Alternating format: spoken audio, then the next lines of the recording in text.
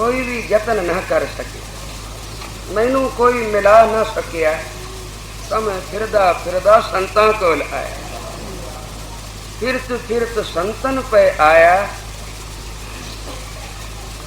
उन्हें फिर एक करामात की थी केड़ी, दुख ब्रह्म हमारा सगल मिटाया। मेरा ओ विछोड़े दा दुख, मेरा परम दा दुख, परम विच बंदा बड़ा दुखी सी, एवें भरम पै जाए किसी गल का, कोई मित्र होवे ते ओदी कोई चुगली कर जाए ते मन विच भरम पै जांदा है, मैं तो मित्र समझदा सा। ये फिर गल बड़ा दुख दिंदी। पर जे एदों भी वड्डा भरम पै जाए गुरु ते सिदक, ते फिर ओ सिदक टुट जाए। महापुरखां ते सिदक ते ओ सिदक साबित ना रहे। इस तो वड्डा भरम फिर होर कोई। मित्र नालों कोई टुट जाएगा की बिगड़िया, कुछ भी नहीं, प्रलोकता नहीं बिगड़िया। पर गुरु नालों महापुरखा नालों टुट गया, लोक प्रलोक दोवें बिगड़ गए। ये परम मेरा क्यों ना मिटाया, ये भी महापुरखा है संता।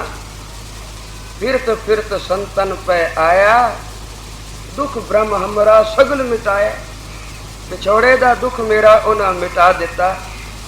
मैं विछड़िया सा, मैनू मेल लिया, वही मेल सकते हैं। कबीर जी आखदे ओ संतां दा प्रीतम है वाहिगुरु, उन्हां दा बड़ा प्यारा है, उन्हां दी गल ओ कदे टालदा ही नहीं।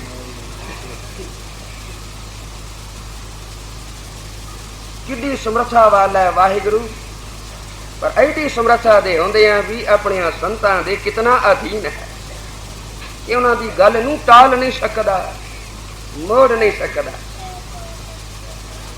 नारी हूं ते पुरख करावे, पुरखन ते जो नारी। कह कबीर साधु को प्रीतम तिस मूरत बलिहारी। तो साधु दा प्रीतम है। क्यों प्रीतम है साधु दा? के साध ने उस वाहिगुरु नू अपनी रसना ते रखिया है। बंदे ने रसना ते की रखिया होया? स्वाद। जिहड़ी शै स्वादी लगे वो खाधी, नहीं स्वादी लगी थुक दिती। बंदे नू स्वाद मुख है वो भी जीभ दा, पर संत ने रब दे प्यारे ने रसना उत्ते वाहिगुरु नू किस रूप विच बिठाया? नाम दे रूप विच। कि जिन्हां दी रसना हर वेले जपदी है श्री वाह, जिन्हां सास गिरास न विसारा। जिवें कबीर ने आख्या है, कबीर मेरी सिमरनी रसना उपर राम।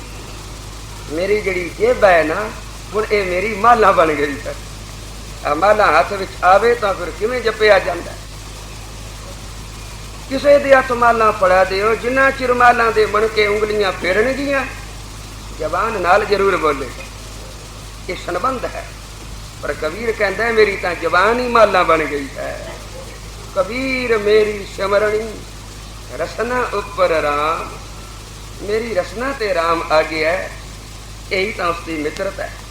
कोई मित्र बनाना चाहे उसनू तो अपनी रसना ते सिमरन नू बिठा लो, अपनी रसना ते नाम दा निवास कर लवे, रसना नू नाम जपन विच ला देवे। ओ वाहिगुरु उसका प्रीतम हो जाएगा, उसका मित्र हो जाएगा। ये फिर मित्र की गल कोई मित्र मोड़दा? किसी मित्र नू नाल ले जाओ, फलाने दे रुपये देने ने, सूद नहीं छड़दा।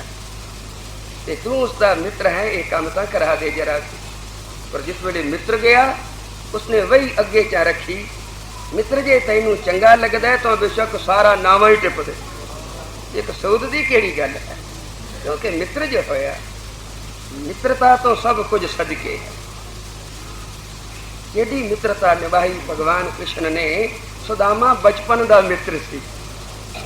ते जिस वेले आया दर्शना नू, ते दूरों देख डंडौत कर, वो मथा किसनू टेकिया? अपनी मित्रता नू टेकिया। दूरों देख डंडौत कर, छोड़ सिंहासन हर जी आए। मित्रता दे सदके सिंहासन छड़िया, दूरों डिठा डंडौत कीती ते भज के आए, गल नाल ला लिया। दूरों देख डंडौत कर, छोड़ सिंहासन हर जी आए। पहले दे पर दखना, फिर पैरी पै के ले गल लाए। पुछन कुशल प्यार कर। आ मित्र ओ गल्लां करिए जदों मैं ते तू रल के अपने गुरु की सेवा करदे। ओ गुरु की सेवा की कथा करिए, क्योंकि जिहड़ी कथा की जाए उही वेला उस वेले बन जाता। अज इस वेले धन गुरु नानक पातशाह दीयां साखियां करते हैं, कोई प्रतीत होंदा है भी 400-500 वरे गुजर गए। इस गल नूं मालूम ही नहीं होंदा भी आओ सच्चे पातशाह बैठे हैं, आओ मरदाना बैठा कीर्तन करदा है, आओ मेरे वर्गे करोड़ां पापियां दा उधार पै करदे। ये विच विचों मिट जाती। इस वास्ते मित्र नूं कोल बिठाया ते फिर गुर सेवा की कथा सुनाई। तो गुरु की सेवा की कथा सुनी ते सुनाई। मानो उहियो वेला मुड़ बचपने का लिया मित्रता ने। यह है मित्रता। मित्र सच्चा मित्र हो, कोई मित्र होवे जिसनू आपना कह सकीए। पर साहब आखदे मित्र कनेरे कर थकी। मैं मित्र बहुत कर डिठे, किसी ने मेरा ये विछोड़े का दुख नहीं कटिया। इस वास्ते संसार में जे कोई मित्र है तो इको है, केड़ा? कर मित्राई साध से। मैं जदों संतां नाल मित्राई की, फिरत संतन पे आया, उन्होंने मित्रता का अगों जवाब दिता। केड़ा? कि दुख ब्रह्म हमरा सगल मिटाया। मेरा परम का दुख ये सब मिटा दिता। मेरी बांह फड़ी, मैनू किथे जाके खिलारिया, महल बुलाया प्रभ अमृत पुंचा। उस वाहिगुरु दे महल दे हदूर जा खड़ा किया। बाबा जी नगरोटे की पहाड़ी ते बैठे सन। पुनिया तो बाद तो संगत थोड़ी होंदी सी, पर पुनिया नू संगत थां थां तो आन जुड़दी सी।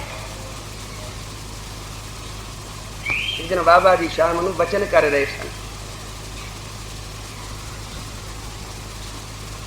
इशारा किया,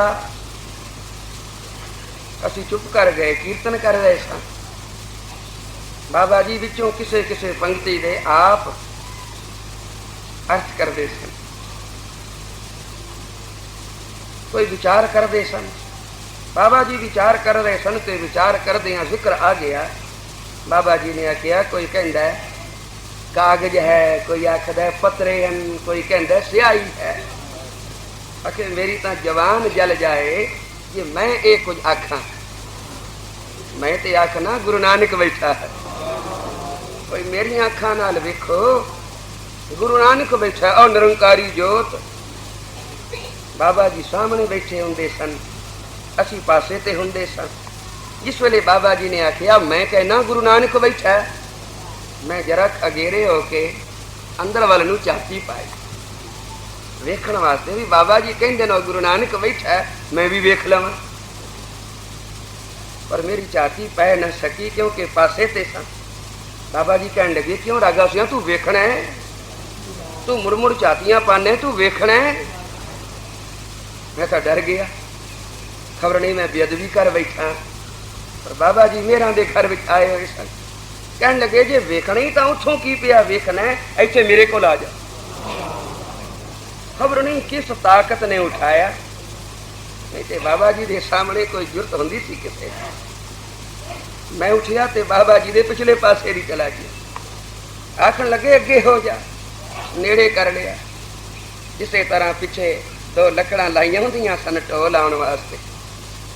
मैं उन्होंने लकड़ा के बाहर आन के जिस वेले बैठ गया तो बाबा जी कहते अंदर आ जाए। अंदर आवन की तो जुरत ना की, मैं दो लकड़ा के विचों सिर अगा कर दिता। सिर मेरा बाबा जी की कच्छ नाल जा लगा।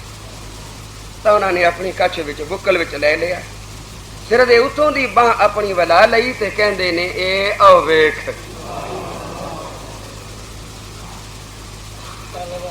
वाहिगुरू जाने उस वेले की होया। उस समय नूं ना कोई कह सकता है, ना कथ सकता है, ना लिख सकता है। उसनू बाणी विच इन्हां अखरां नाल आखिया है, महल बुलाया प्रभ अमृत भुंचा। महल बुलाया, उस वेले उस महल दे अदूर कौन बुला सकता है? कोई उसका मित्र होवे जिसनू बूहे ते कोई रोक ही ना सके। जदों कोई मित्र आ जाए किसी अफसर का, चपड़ासी की जरूरत है, जिन्हों पता होवे भी मेरे मालिक का ये मित्र है। जिस वेले बूहे ते आया वो सलाम करके पिछे हट गया। उन्होंने पूछने की भी लौड़ नहीं पैंदी भी मैं अंदर आवां कि ना आवां। महल बुलाया प्रभ अमृत बुंचा। जिस वेले महल तक उन्होंने बुला लिया ते अमृत छकाया तो अमृत हो रहा है। आ कीर्तन का भी रस आउंदा, ये भी अमृत है। आ अमृत छकदे हाँ, ये भी अमृत है। पर वो जिहड़ा महल दे हजूर पहुंच के अमृत प्राप्त हुंदा है, वो जिन्हों आखे है प्रभ अमृत बुंचा, वो अमृत हो रहा है। जिन्हों वो अमृत प्राप्त हो गया है, उसकी रचना ने नहीं, उसके रोम रोम ने आखे है कहो नानक प्रभ मेरा ऊंचा। मेरा प्रभु ऊंचा है, कितना ऊंचा है कि मैं हद म्याद नहीं दस सकता, इन्हां अखरां नाल ही कह सकता हाँ। वड्डे